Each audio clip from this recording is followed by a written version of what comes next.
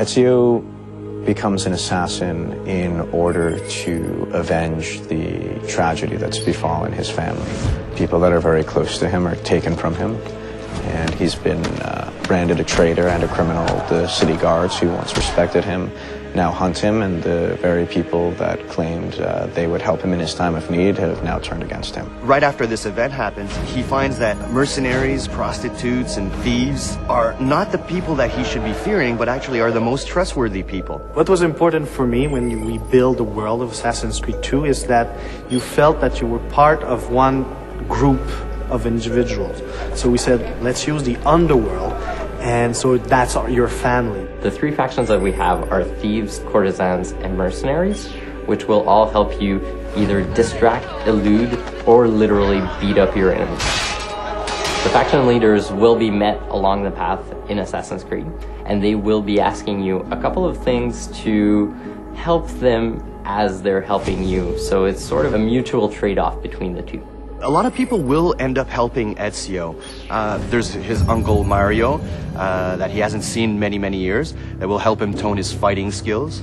There's Machiavelli as well that we find in the game, and finally obviously Leonardo da Vinci, who's going to become quickly a very close friend of Ezio, not to mention a test dummy for his wild inventions. Leonardo is going to be one of your main friends, and basically he's going to act as a Q in James Bond. For Assassin's Creed 2, we have the notion of crowd groups, where in Assassin's Creed 1, the crowd was a little bit individualistic, where no one would bunch up together. Now we really have formations that are moving along the city. You can blend in, you can steal from everyone you see, because we have this economic system, so the economic system gave us the opportunity to use the crowd differently than in Assassin's Creed 1.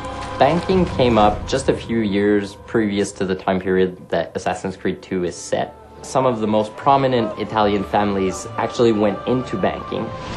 The citizens of each of the cities started to move away from trade, and coins actually became a marketable currency. So we decided to say, that's great, because we want to have it for the game, and our subject tell us that, it makes sense. So we combine the two, and that's why there's an economic system in Assassin's Creed 2. The most exciting thing about the economic system is giving the players the choice to do what they want with their money. So instead of feeding the player rewards at a given time that is set by the level designers, we give you a whole bunch of options that the player can actually choose when and where to purchase.